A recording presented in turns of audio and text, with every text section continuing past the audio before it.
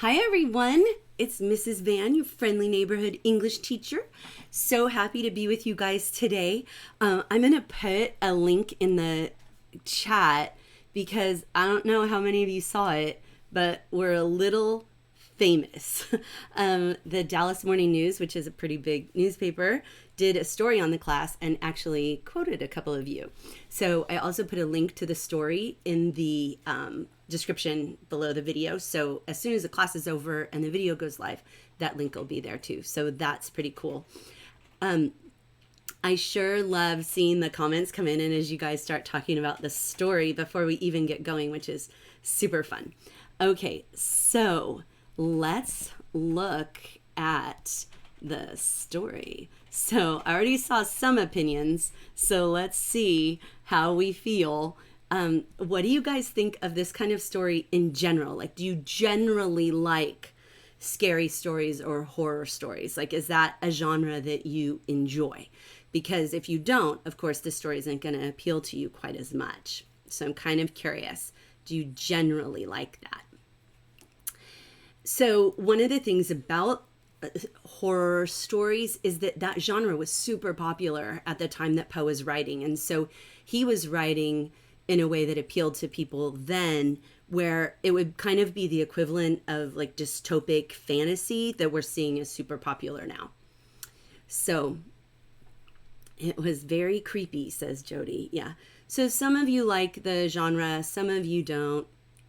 And that's fine. We want to read different kinds of stories so that it gives us a strong toolbox of analysis, and also so that we get a better feel for what we like. If we're not exposed to different stuff, then we don't know whether we like it or not. This particular story is mentioned in a ton of other stories, so it's really important to have read it. Okay, so scale of 1 to 5. Remember, I won't be offended if it's a 1, but how much did you like it? And remember, it's part of whether you like a story is not just how you liked it in the moment, but it's like later on thinking, is this a story I'm going to think about later? Like, is this something I think I might use? Is this something that I think I might be able to refer to later in a way that might help me? So kind of interesting. All right, now, you know how there's that delay. So I'm just now starting to see the results come in. So I like how he buried the other guy alive. That scares me that you like that. So over 9,000 fun. Okay. Elephants with 4.89. That's nice. Nice decimals. There we go. We're actually going to have a little math moment here today. So, all right. I like seeing our numbers come in. Now, I want to do what I've been doing the last days, which is giving a shout out to some of you superstars. So you all, the supportive comments mean so much to me. I can't even tell you, like I read them out loud to my husband. Like I just love them. I appreciate it so much. And I want to say a special shout out to those of you who are the children of my friends or the children of my husband's coworkers. Some of you I've known all of your life. You know who you are. And just having this opportunity to be your teacher, not just your mom's friend or your dad's friend, is so meaningful to me. And I'm so grateful that you're choosing to spend this time with me. I cannot tell you how much I look forward to it. Literally this morning, I woke up at 4:30 in the morning, so excited to interact with you guys that I couldn't go back to sleep. It's just a dream come true. So let me show you some highlights from yesterday. Thank you, Noelle. Okay.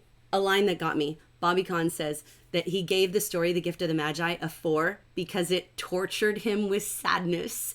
And I just loved that line. I had to highlight that. I don't know if you're here today yet or not, but.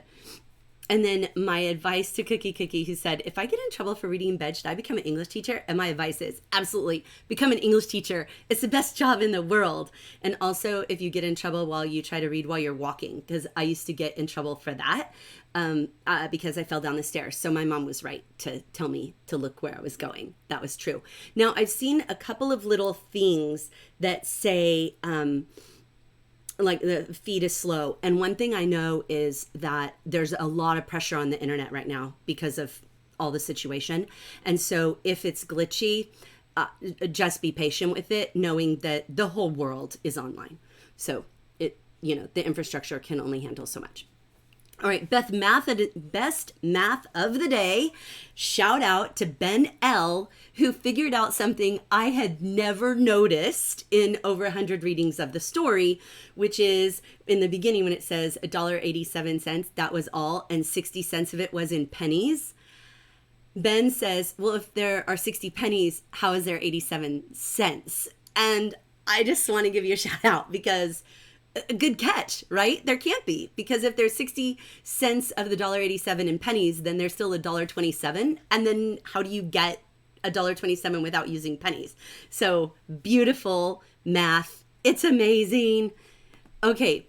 And then Jay Sand, I just loved this. The fact that they both gave up the things they love the most just because they loved each other more. The sacrifice makes me want to cry. The story touches my heart. And I just love that. I love that because when a story can touch our heart, and not all stories are going to touch our heart the way the Gift of the Magi did. I think that the Cask of Amontillado, which we're going to get into, has a different kind of power, a different kind of touch. All right. Now, some of you, I loved your response. I read all of these responses when we do the Sweet 16, and I love that.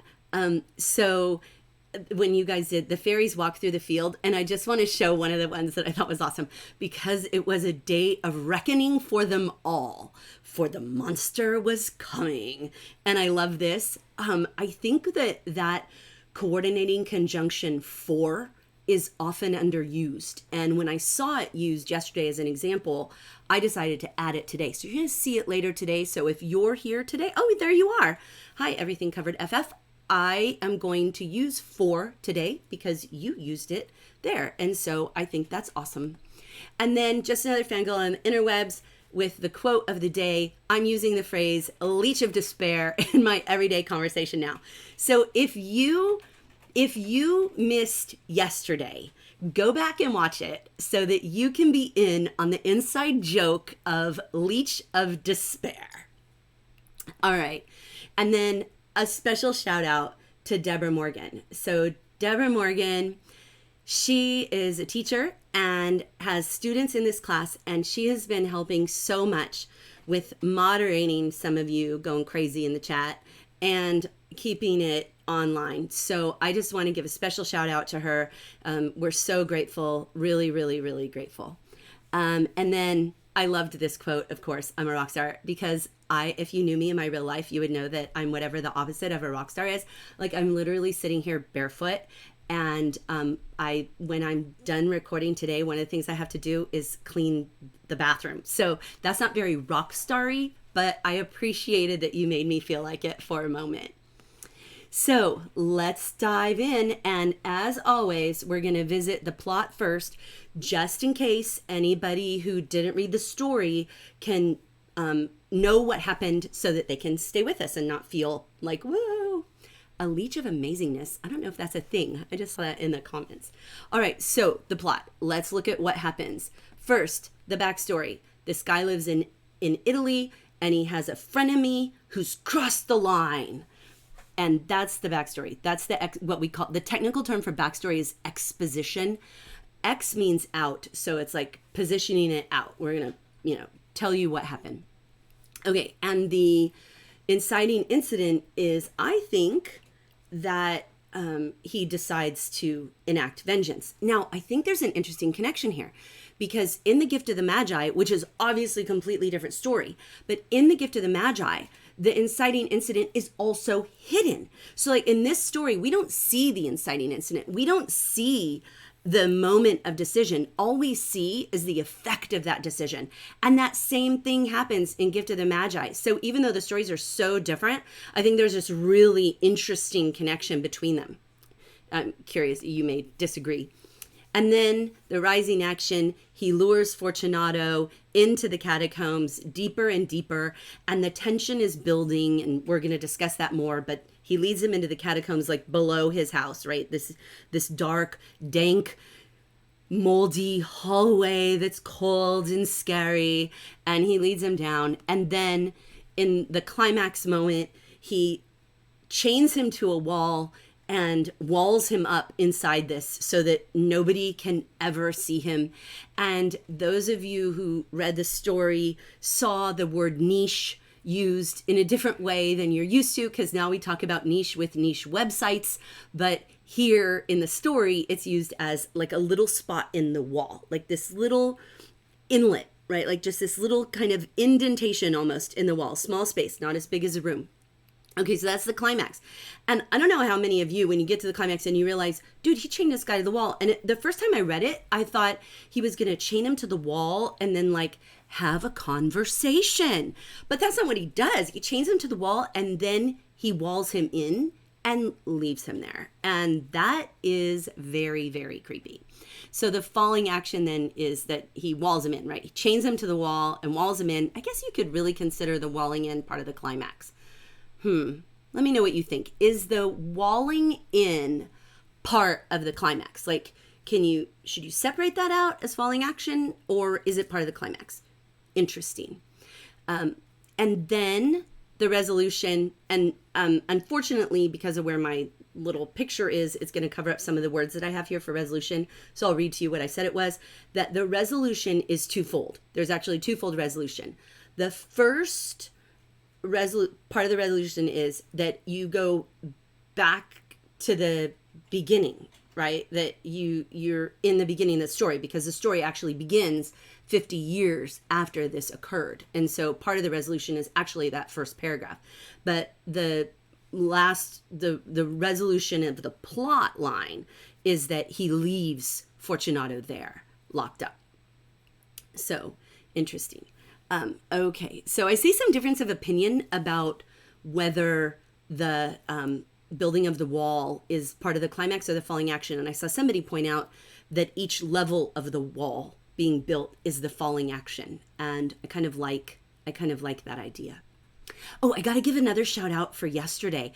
I forgot to put the picture in here, but after the class, my mom actually texted me a picture of these waterfalls. And Mom, if you're in here, add it in the chat what it was called. And it's like where this water is brown and it's falling, but it's beautiful. And so we were talking about her hair that was brown, and that's not normally, like, brown isn't normally a color we associate with beauty. It's like very few people do you ask them, what's your favorite color? And they say brown.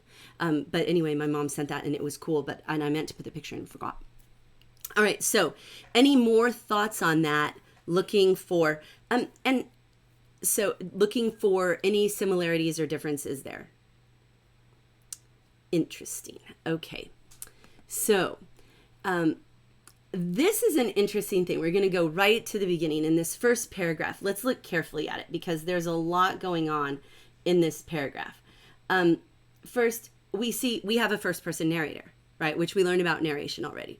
So we have a first person narrator. So we know the narrator's in the story, and the narrator is going to refer to himself, in this case, him, as I, right? Now, what we don't know yet, but we're going to find out, is that this narrator is totally unreliable. Any of you who are in upper grade levels, if you've happened to read The Great Gatsby before, The Great Gatsby is a novel kind of famous for an unreliable narrator. And here we have an unreliable narrator. And we've got a little bit of what's called hyperbole here, which is this exaggeration, right? This exaggeration. So literally 1,000 injuries. Like, do you think that he really did 1,000 injuries? This is hyperbole. It's like when somebody says, oh, it was the worst thing in the world, or, I'd rather die than whatever. That's hyperbole. And he uses hyperbole here, right? So he uses hyperbole here. And he exaggerates not just this, but everything. He exaggerates the warnings all the way through the story. He exaggerates the punishment, right? I think hopefully we can agree that in this case, the punishment was a little out of alignment. There's a lot of hyperbole in the story. An unreliable narrator, Elephant Swift asks, what's an unreliable narrator? An unreliable narrator is a narrator you can't trust.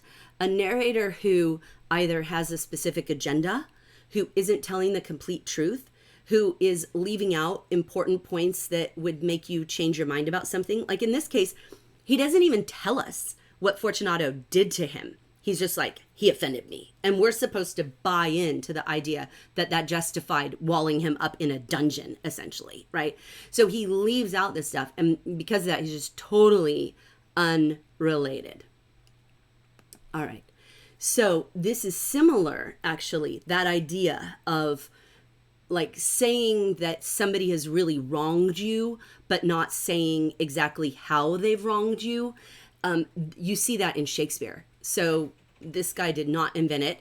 But in Shakespeare, in the play Othello, the character Iago is really upset with Othello. And he says, and this is why I'm mad at him. And this is why I'm mad at him. And this is why I'm mad at him.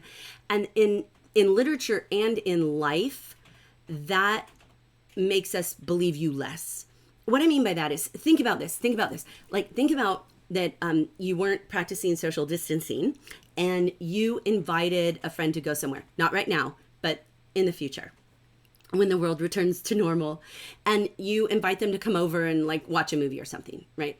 And or go to the mall or go whatever you want to do, right? Okay. And if they say to you, oh, I'd like to, but I have to feed my dog and we're supposed to have dinner and I still have some homework. And if they start giving you too many reasons why they can't do it, it's actually less believable than if they just give you one reason, right? Like if you ask your friend if they can come over and they say, oh, I can't go because we're having dinner at my grandma's, then you're more likely to believe them.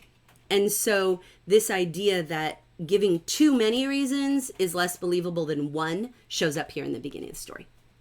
All right, so we've got this parallel path in the story. We've got physically, we're moving closer and closer to this stone wall, right? We're going down this path through the course of the story. And then emotionally, we're moving closer and closer to his extraction for revenge. So we've got this like parallel thing going on. As we get closer to the wall, we get closer to the accomplishment of revenge. All right, so then we have this. I'm just curious about whether you guys buy this. Like, did you buy that? Like, that he did all this stuff to me, 1,000 insults. He hurt me in 1,000 real ways. But the thing that really got me was when he hurt my feelings. Like, that I couldn't take. That was the straw that broke the camel's back. Like, that's when he crossed the line. Do you think that's believable? Do you think it's believable that someone could do all this real stuff to you and you let him get away with it, but then they insult you, hurt your feelings, say something mean to you, and then that's the thing that makes you decide to exact this crazy revenge? So I'm curious, do you find that believable?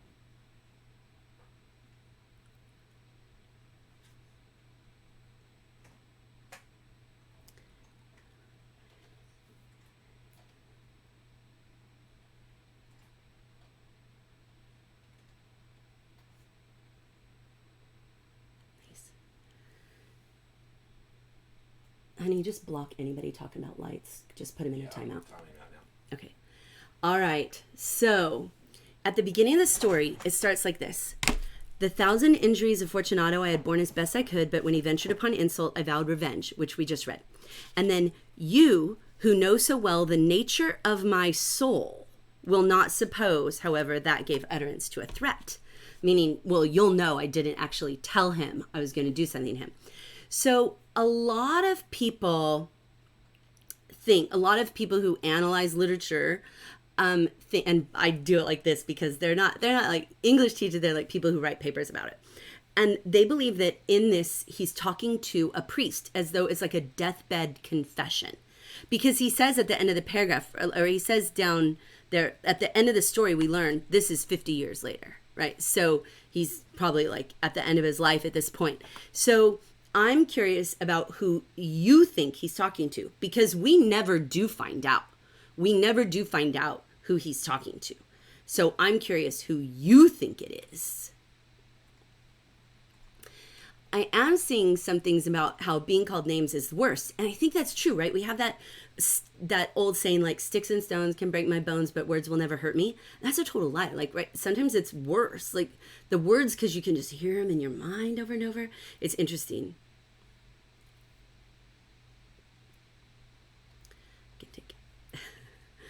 Everything Covered has a really nice sentence about, otherwise the gods shall roar and the ground shall tremble with the fear of the soul of Hades. That's pretty interesting. So I'm curious who you think he's talking to. We will never know. So if it keeps you awake at night, then it'll be interesting if you ever come up with an answer, be sure to share it with us. Now, in these lines from the story, he says, I must not only punish, but punish with impunity. Impunity means literally freedom from punishment. So it means I have to, in order to really get revenge. So here the character Montresor, the narrator, is saying, if you really want to get revenge on someone, you have to make sure that you get revenge in a way that that you don't get caught. Like you can't get in trouble for the revenge. Otherwise, it's not that great, right? And then he says, a wrong is unredressed when retribution overtakes its redresser. So it's kind of a complicated sentence, and you may have noticed that there were some complicated sentences here, right? This is an old story, and the language is what we would call archaic or old, right? So what this sentence means, a wrong is unredressed when retribution overtakes its redresser, means that I have to make sure that I don't get caught in my own web.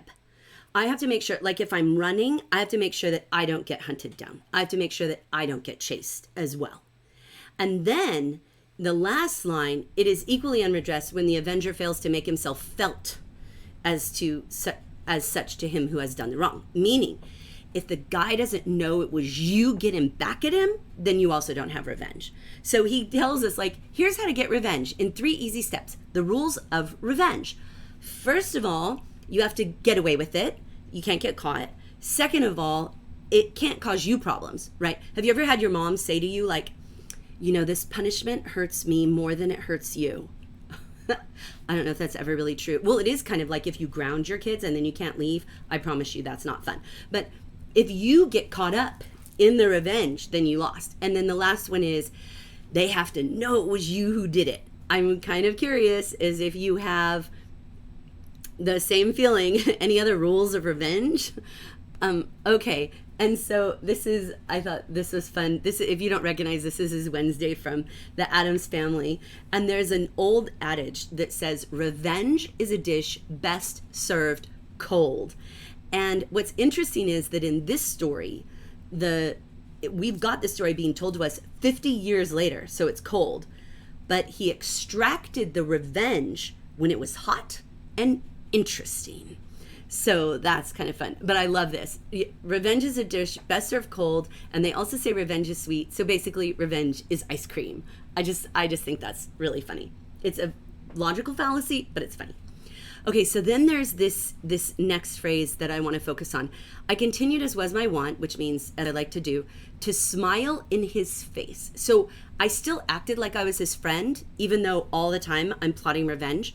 And he did not perceive that my smile now was at the thought of his immolation. And immolation is to kill or destroy, usually by fire.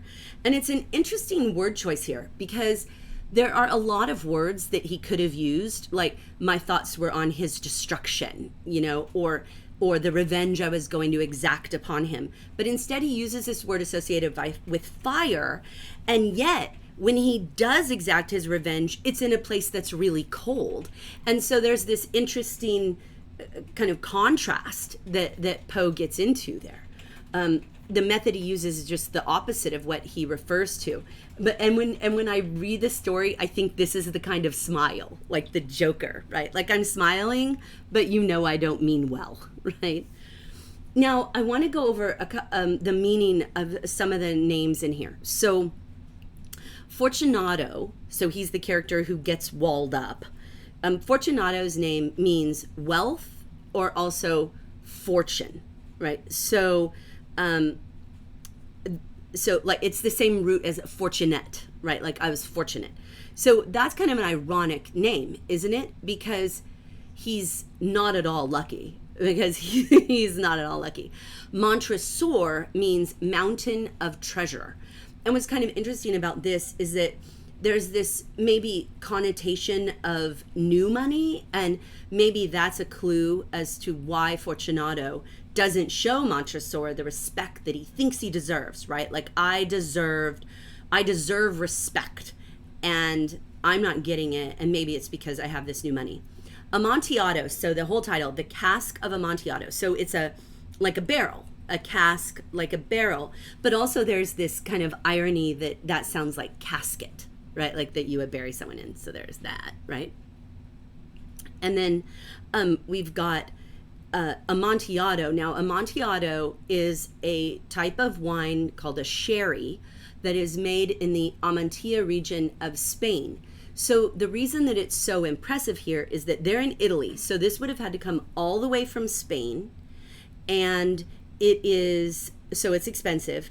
And normally Amontillado, like, I don't drink at all, and so I had to go look this up when I first read this story, but Amontillado is usually only drunk in really small amounts, like a tiny little bit. You wouldn't have like a full glass of it. It's just a little bit.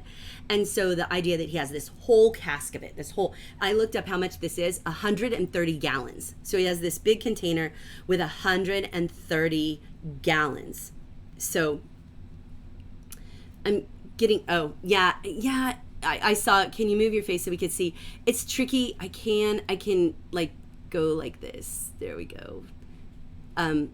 It's difficult because the different slides. What I need to do is do a better job of making sure I leave space on the slides for my face. So I'm not used to having to do that. I'll do a better job.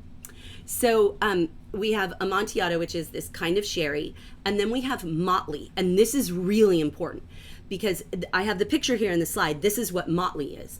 It's when people are dressed like this, and it's how people dress for Carnival, and it is the fool. So a lot of times in plays set in Old England, you'll see like the king's fool, the court jester, dressed like this. And so there's this parallel that we've got this guy dressed like a fool, and he's going to be fooled, right? So there's that parallel going on too. All right. So next, I might need to, and so there's his lace, so I can't even tell where my face goes on this one. Let me see here. I'll move it up here this time. So here we see with this idea of Carnival that setting the story during Carnival is really interesting because you've got this dual thing going on with Carnival. And if you're not familiar with Carnival, it's the time, like Mardi Gras. It's the time right before Lent where you go into like this 40-day period of deprivation, like where you give up something. And so it's like eat, drink, and be merry, for tomorrow we give up chocolate. It's that. And during Carnival or during Mardi Gras, you will have happiness and social gatherings, but what you also have is disguises and trickery where people don't act like they normally do and where they can pretend to be who they aren't normally. So that's kind of interesting. Now, the character says, Montresor, the narrator says, "Oh, my dear Fortunato, you are luckily met." And I'm thinking, if I'm Fortunato, I should know this is not my lucky day. Like, this is the opposite of whatever a lucky day is. If Fortunato ever had a lucky day, it was not them. And this narrator is so manipulative. Like, watch this one.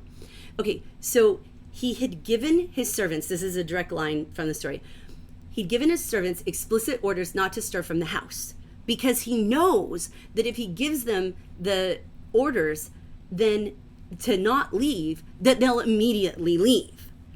And I just think that's so interesting because he uses people's pride to manipulate them. Like, he does that to Fortunato, right? Like, Montresor is like, oh, well, I have this Amontillado and I'm just going to ask this other guy about it, knowing that Fortunato has so much pride that he couldn't let that go. He'll be like, oh, no, I need to go do it myself.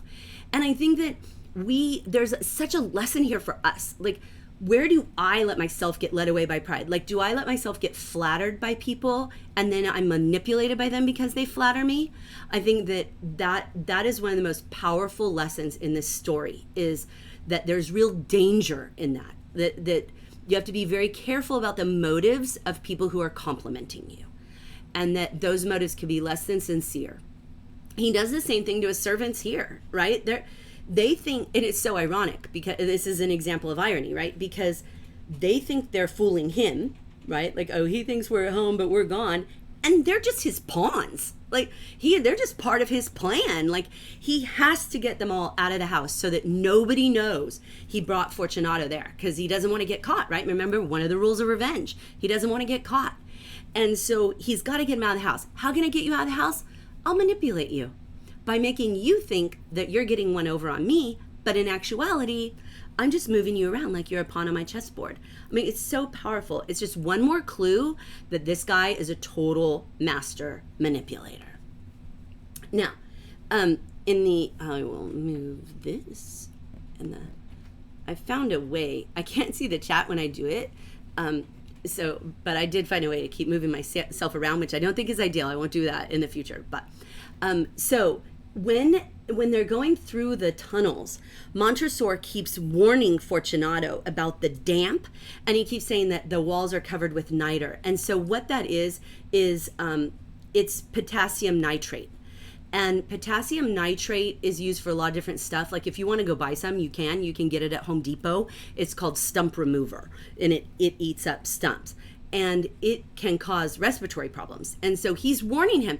And it's just so much more of this manipulation, right? Like, oh, well, are you sure you don't want to go back? And he could even argue, like, look, I warned you, dude. I warned you. You should have turned around when I told you to, because you absolutely could have, right?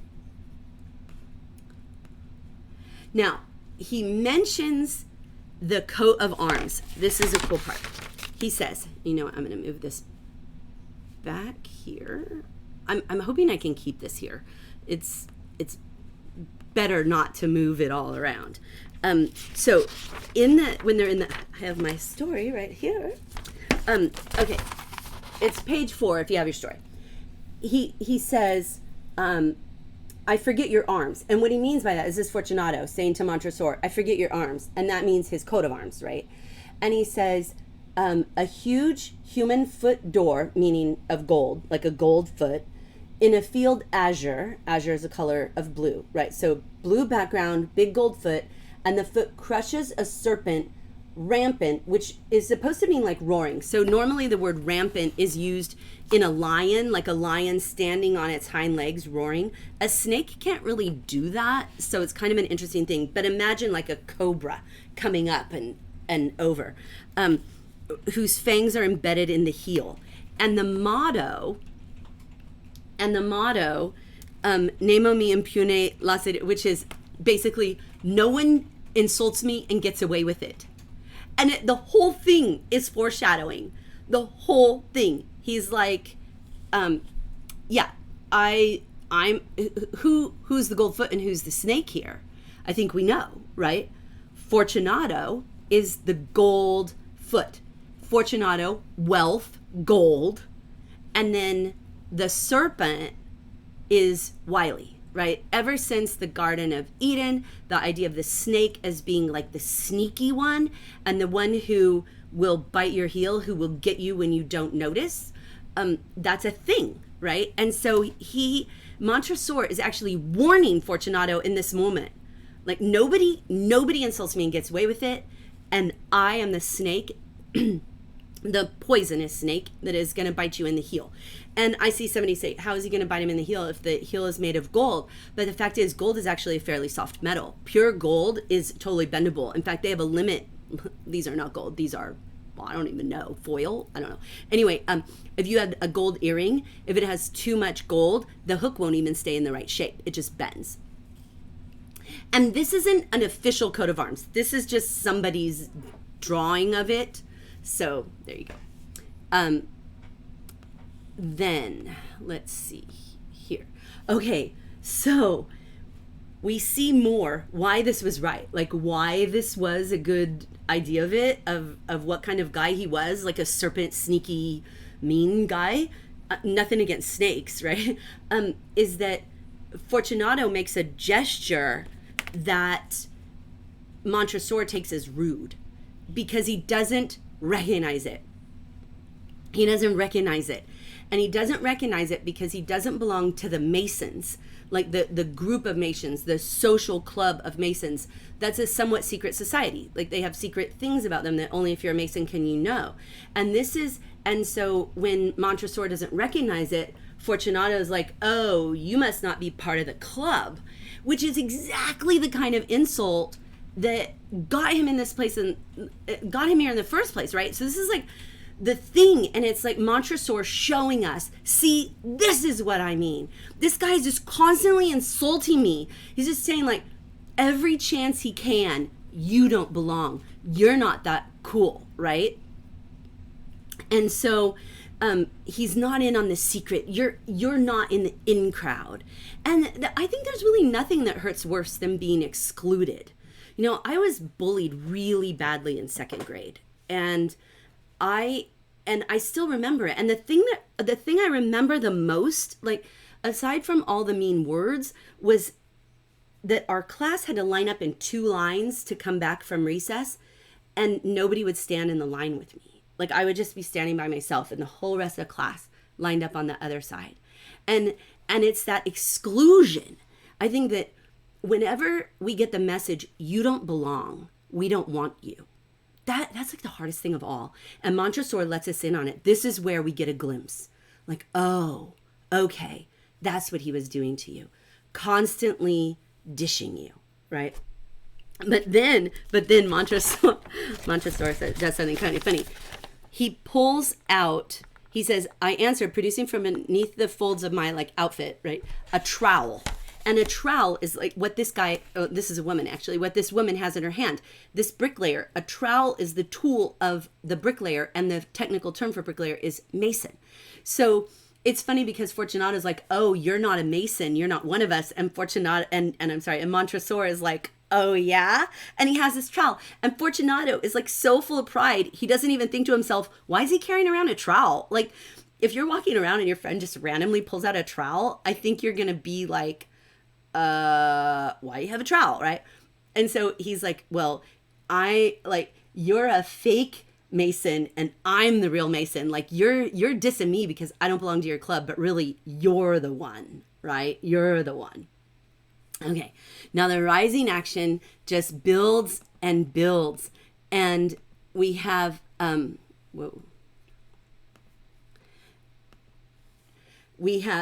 we just go along. Montresor offers him more alcohol to make him even more manipulated. And I saw in the comments before we started that somebody said, I wish I could remember who it was. I think it started with the A. Somebody said, this whole story is a lesson on how bad things happen to you when you get drunk. And I think that you can totally make that argument, right? Like one of the main reasons that Montresor is able to keep manipulating him is because he keeps giving him alcohol. And we even hear later how when it starts to wear off, Fortunato is like, oh wait, here I am, right? And he keeps warning as they go along, oh, we should turn back. Like, this isn't going to be good for your lungs, and we should turn back, and this won't be good for you. And I've often wondered, does he do this so that later he can feel better about himself? Like that he could excuse himself by saying like, oh, well, you know, I offered him an escape. He could have left if he wanted to, right? It says there's some more foreshadowing here because we get the walls described by Montresor, who says its walls have been lined with human remains piled to the vault overhead in the fashion of the great catacombs of Paris. So I've been to the catacombs in Paris, and this is a picture of them. So the catacombs of Paris, you go down. I don't know exactly how far underground you go. Maybe 20 feet, maybe more, probably more. And so you go down there, and it is lined with human bones and skulls, and they're in all of these intricate patterns. Like you can see in this picture here, there's like this line of skulls and then bones below it. And it's full of all these really beautiful signs that say things like, well, they're in French, but in English it would say something like, think when you go to bed tonight that you might not ever wake up. Like, it's like very dark. And so he even hints, like, guess what's going to happen? Like, guess what's in the catacombs? It is super gross, right? And then when he's walling him in, he says, and this is near the very end, he says, my heart grew sick, right? As this is after Fortunato is walled in, and Montresor is like, hey, Fortunato. And he just hears the jingle of the bells. He does it on the motley suit, right? That little fool suit. They have the bells on the hat. All he hears is the bells. Fortunato doesn't answer him. And he says, my heart grew sick. It was the dampness of the catacombs that made it so. And he can't admit that he is feeling creeped out by what he's done, right? But it's the only glimpse we get that he might have any remorse whatsoever, which is so crazy. It's so crazy. All right, I had to interject here because there's a Sweet 16 that shows up here in the story that I want to show you. So this one is participial phrases, and I'm just going to admit right now that participial phrases are a little weird. Participial phrases, they're kind of like tongue cleaners, where they're super useful, and if you use them, you have better breath, but they're weird, right? And participial phrases are like that. So here's the example. This is from the story. A succession of loud and shrill screams, bursting suddenly from the throat of the chained form, seemed to thrust me violently back. That italicized part, bursting suddenly from the throat of the chained form, that is the participial phrase. So what is a participial phrase? I know, you're thinking, what are they, Mrs. Van? You're saying it's weird. And then we have the definition. Now, before I jump in, well, let me explain that. You know what? I'm going to do it right now. I can see the chat right now. And I've received complaints from a couple people that some of the mischief in the chat is making it so that they don't want to follow the chat, even though they want to see some of the stuff that people are commenting that's interesting and related. And my husband and I have talked about this, and we've tried to be really flexible because we know, like, part of why you're here is to learn about the story, but also to connect with each other. But I am telling you, and my husband's hearing me at the same time, we're going to stop just putting people in timeout. We'll just kick you out. So don't be a fool in here. Don't play games like this. We're like, don't do it. You know who I'm talking to, so don't do it. Because Debra and my husband will also, we'll just ban you. So I want you here, but you need to be here in a way that's respectful to other people and to what we're doing. All right. Okay, so back to participial phrases. Meanwhile, back at the ranch, participial phrases, 3 things you need to know. They are a group of words made of a present word like ing or past ed participle. So they have either an ing word or an ed word, and they act like adjectives. What they do is they give more information about a noun or a pronoun. So let's go back and look at this example. A succession of loud and shrill screams bursting suddenly from the throat of the chained form. So this is functioning like an adjective giving more information about the word screams. It's describing the screams. And so then in a participial phrase, the participle is often followed by a noun, an adverb, or a prepositional phrase. So the actual like participle, the ing word or the ed word, often has a noun after it. Now, they need a comma if they begin the sentence, and if you have a past participle, you'll see that they get set off by commas if they're in the middle. Okay, so I want to show you examples. Here's a present participle example. The teacher teaching the streaming class wishes it could last forever. So it's the teaching the streaming class is the participle, is the participial phrase, right? So because it's giving more information about the teacher. The teacher, what about the teacher? Well, which teacher? The teacher who's teaching the streaming class, right? Here's another example. Whining and complaining, the mom of 6 kids under 10 went for a walk by herself for the first time in 10 years. And this is kind of verbal irony because no mom of 6 is going to whine and complain about going for a walk by herself. But you see, whining and complaining modifies, it gives more information about the mom. So the participial phrase gives more information about a noun, and because of that, it's functioning like an adjective. So here's another one. The store clerk running the self-checkout is Googling alternate careers for store clerks on her break, right? So, honey, the person who just said use another account, kick them out. The store clerk running the self-checkout, that running the self-checkout, that's the participial phrase. Okay, now those are present participle examples. Let's look at some past ones. The dog, fed up with waiting to be fed, ate the newspaper, 3 shoes, 2 pillows, and a pen. Okay, so that fed up with waiting to be fed is giving us more information about the dog. But now we don't have an ing word, we have an ed word, we have an ed participle. This is called a past participle. Let's look at another past participle. Filled with loathing, oops, I can tell I'm gonna need to move my screen for this one. Filled with loathing for the person chewing too loudly, the young man decided to move to a remote island. So that filled with loathing for the person chewing too loudly, I don't know if that drives any of you crazy, it drives me crazy, but that's a participial phrase. It's got a past participle in it, and it's modifying the young man. It's telling us more about that young man.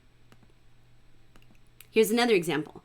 My sister, thrilled to share a room with me, was way happier with the news of a new sibling than I was. So that thrilled to share a room with me gives us more information about sister. I think you see kind of this is what they're doing. This is what they're doing. Okay, so now I want to see you guys do it. Okay, so here's a present participial phrase. Attempting to jump over the creek for the 5th time, right? Now remember, this is mostly going to have a noun or a pronoun after it. So this next word should be a noun or a pronoun. So see if you can come up with a clause that could go after this, so that I could see an example of you guys using a participial phrase. Let me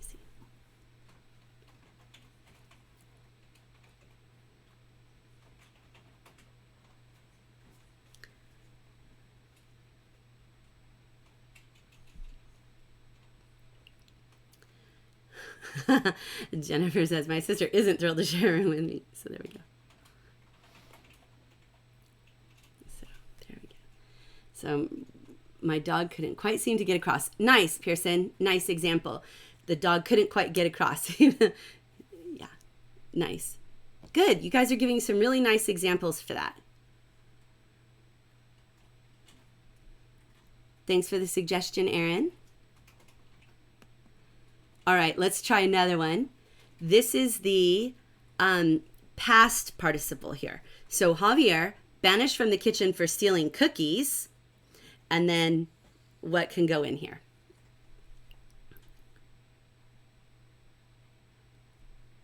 I love reading your examples that come over.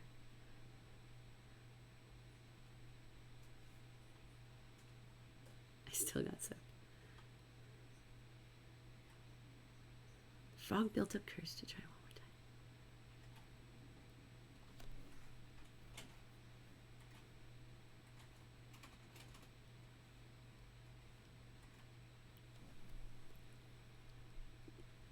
Nice. Okay. Love those. All right. Nice job. Nice job, peeps. All right. Let's look at the very endy end. All right. We end up with this line, and it feels so weird. He says it in Latin. If you look it up in English, that Latin means rest in peace, which some of you were probably able to figure out from context clues and that, you know, what was going on here. But it feels so weird because I think it's supposed to be creepy, like, rest in peace. But it comes across to me as kind of sarcastic, like, I'm gonna leave you here, rest in peace, right? I don't know. To me, it's always read sarcastic, which is absolutely not the effect that Poe is going for. It's supposed to be super, like, horror, dark, scary, but I think it sounds, I just think it sounds a little bit funny. I don't know if any of you felt the same way. You don't have to, right? Okay, so this story has several themes. And I just picked a few that we could talk about. One is revenge, which is obviously a major theme, starts right off with it. One is pride. We talked a little bit about pride. And the other is deception. There's so much deception going on in here. We've got the narrator deceiving us because he's not really reliable. He doesn't tell us all that we need to know. We don't know the backstory. We don't even know who he's talking to. And then we've got Montresor, the narrator, deceiving Fortunato in lots of ways. I think you could maybe make even the argument that he's even deceiving, that Fortunato is even deceiving Montresor, or at least thinks he is. We've got Montresor deceiving the servants who think they're deceiving Montresor. So there's like all of this going on. And so I'm curious about which theme you think is the most important. And maybe important is not the best word, but which theme resonates with you? Like, which one do you think is the takeaway, right? Like the takeaway. You like, this is a story about. If you had to say to somebody, "Oh, I read a story about," and it would be like, "I read a story about revenge," or "I read a story about deception," or "I read a story about pride." Which one would you do? Fill in the blank. I read a story about. Okay.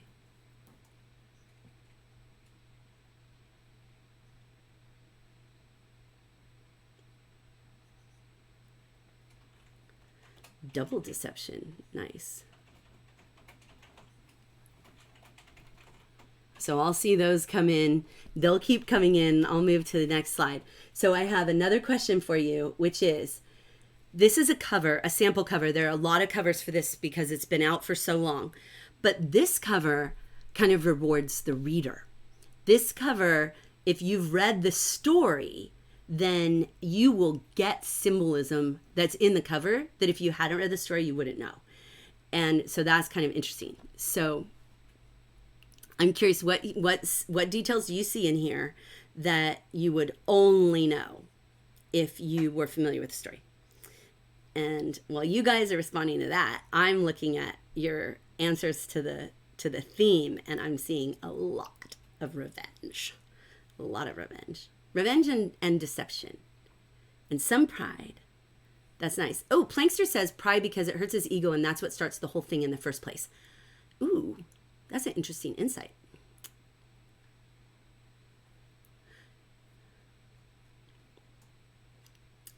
Yeah, the hand with the bottle, because the bottle, right, is the alcohol. So the alcohol shows up in two ways. It shows up as that's what gets him in there, this interest in being able to evaluate the Amontillado, but then also he keeps giving him stuff to drink all the way through. The fool suit, yep, that outfit, yeah, and the snake, right? Like, that is so, like, I just saw somebody say, wow, that cover really represents the story. And I think it does, but it doesn't represent the story if you haven't read the story.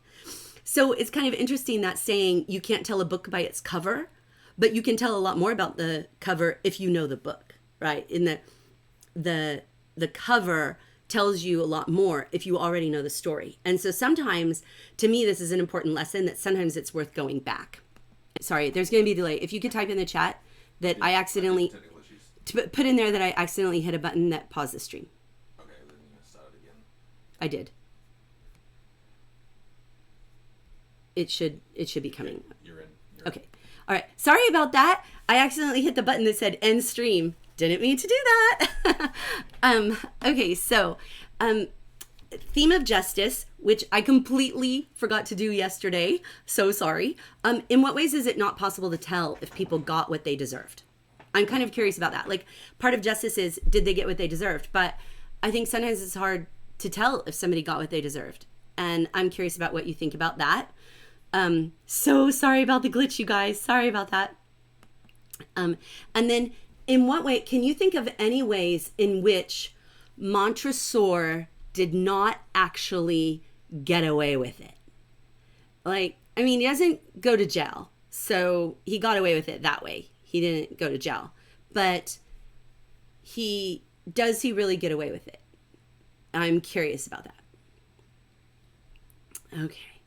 And then, well, those answers are coming in. I'll just watch them for just a second. Depends on the circumstance.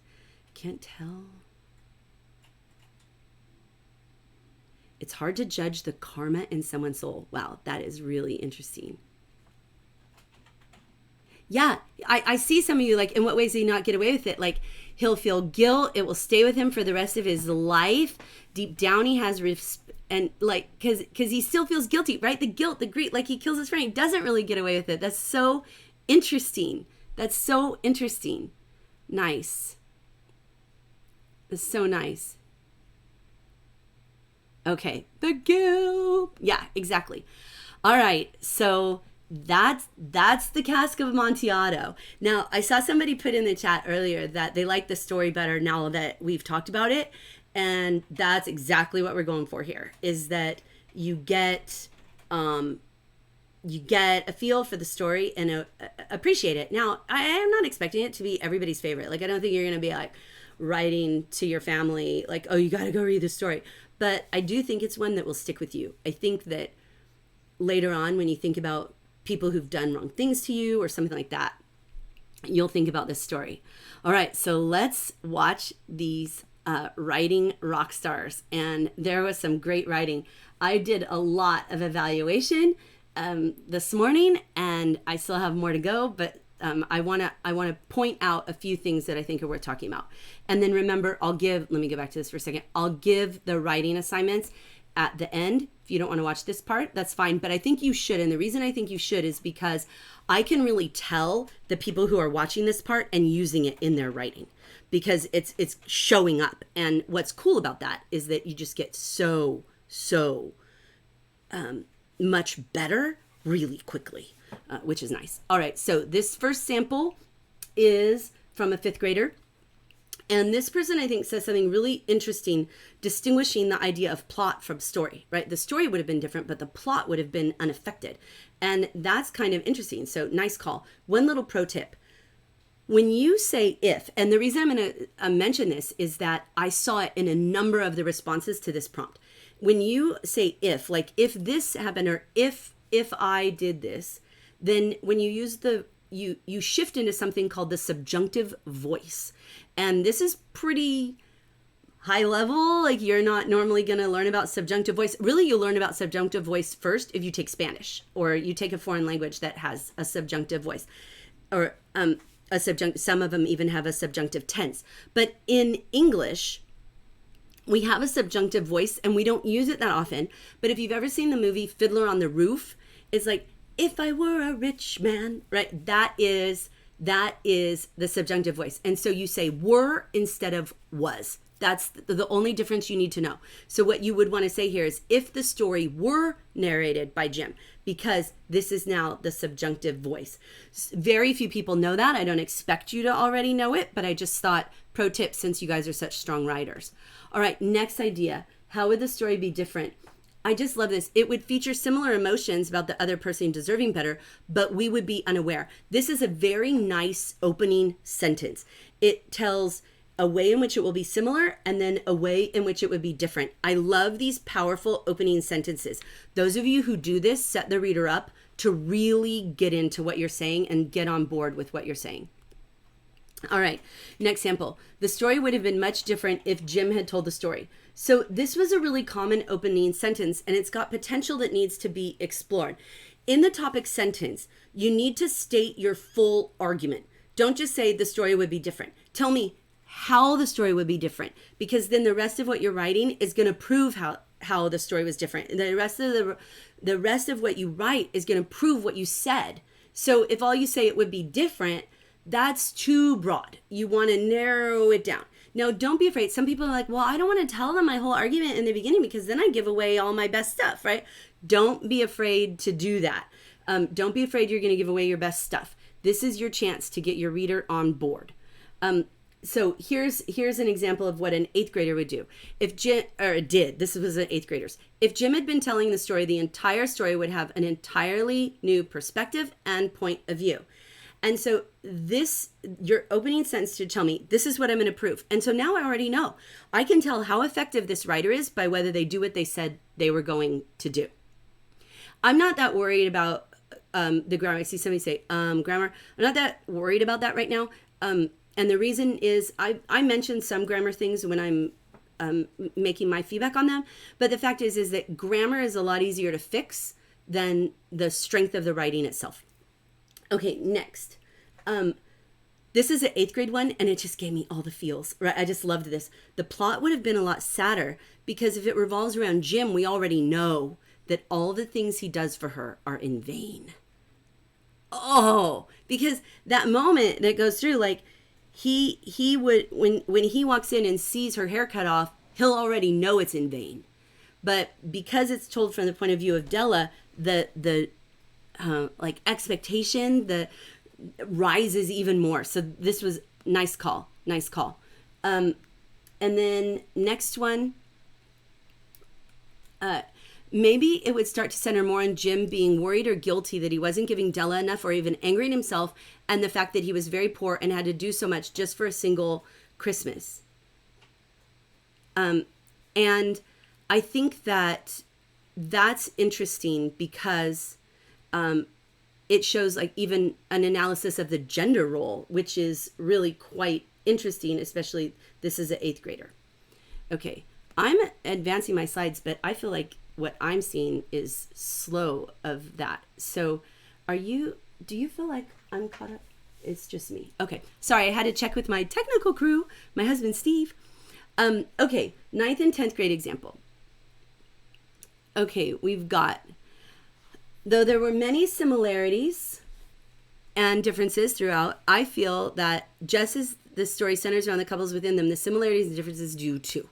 The couples are very similar and blah, blah, blah, but the ways they react to difficulties and view their own lives are very different. This is an excellent opening paragraph because of its strong structure. What's really fabulous is that the writer sets up this structure in this opening and then uses this structure through the course of the piece. Like they just, like, oh, it was amazing. And one thing I would say is that where that little phrase, I feel that, you can leave that out, right? Like, I know it's what you feel because it's what you're writing. So you can leave that, I think, I feel, I believe, whatever. You can leave all that out because I already know because it's you writing. All right. But I just love this. This 10th grader has real command of structure. So let me show you some more. This is the same person. In both The Necklace and The Gift of the Magi, the couples don't have a lot of money, don't live in the best apartment or house, and don't have a high likelihood of moving up in life. So I just love that. I love how they say, like, here's all the ways in which they're similar. However, the couples, and by extension the story, it's like, do you see how that structure, like, let me show you, they are similar and they're different. Here's how they're similar. Now here's how they are different. This is a terrific example of structure. These differences have a large impact on the story since it makes one a lesson on lies and greediness and the other a story of love and sacrifice. And so what we've got here is this flawless parallel between the opening paragraph and the essay itself, which is truly beautiful, and this closing, this conclusion that totally pulls it together. Just so, so lovely. All right, next. Although not in the same context, both women lose something. I thought that was really interesting. I had not ever made that connection, and I was impressed by that. And whenever you can get an insight that maybe even the teacher hadn't thought of, kudos. Okay. While you could make the argument that the gifts were clever and sweet, they could have talked about it and the whole kerfluffle over their gifts. So this, if you remember, this prompt was about, was it the wise decision, right? Like, why, I think this is one. Are we on? No, we're not. Okay, I may have this in the wrong prompt, but I like this one. It says, you could make this argument, but here's what you could have done instead. And I also just love the word kerfluffle. Then Della sold her hair, and while human hair is expensive, it will always grow back. It was not as big a sacrifice as that of James, right? I think this writer really pulls in that there's a difference in the quality of what was sacrificed, because hair will grow back. That watch will not grow back, right? Will not grow back. All right, next. Both couples wanted very different things, but they both lost something precious to them.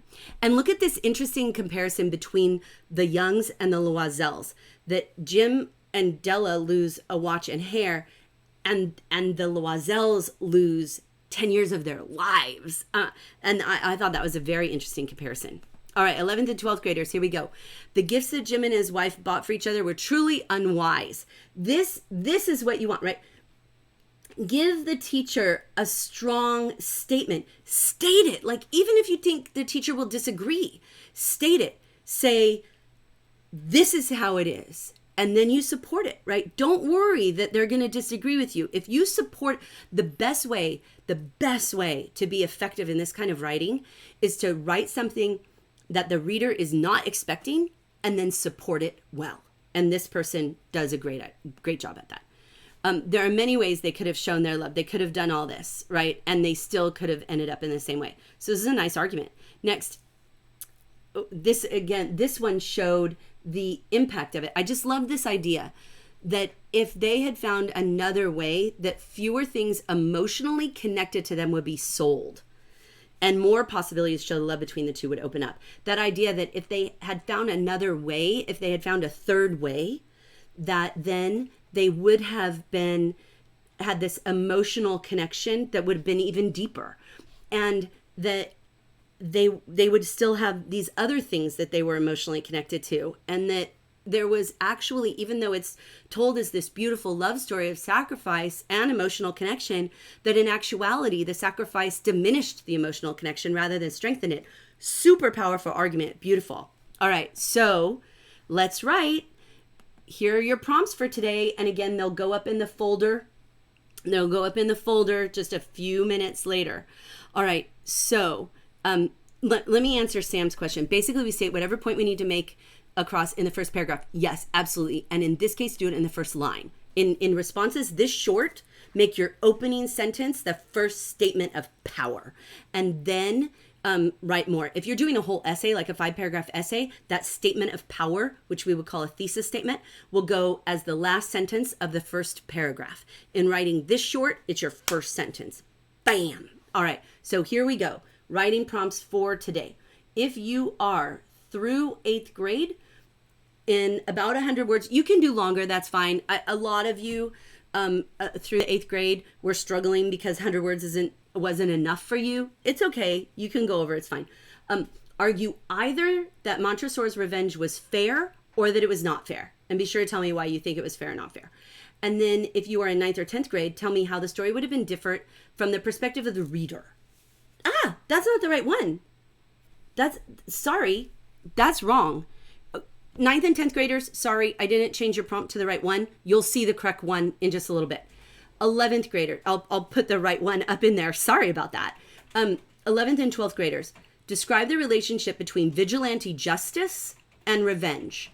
In what ways are they the same? And in what ways are they different? And which is this in this story? Is this vigilante justice or is it revenge? Okay, sorry about that, 9th and 10th graders. Don't mean to leave you out. I'll fix that and upload it. Sorry about that. And then, did you need me for anything before I sign off? The video is covering the prompt. The video is covering the prompt. Okay, well, let me fix that for a second. I'll cover the wrong prompt here. There we go. Sorry about that. Okay, so thank you guys so much for being here with me today. I'll fix that prompt. I'll get it up. Don't forget to go look at the article about how you're kind of famous. And I will see you here tomorrow. Same bat time, same bat channel. Can't wait to go read some more of your writing. Oh, and then also, let's look at what our story. Remember, upload your writing here in the folder. And then tomorrow, Desiree's Baby. If you haven't read this before, I think you're gonna like it. All right, you guys, big word, NAFRA. We saw it today and you will see it more. All right, super excited, and I will see you guys tomorrow.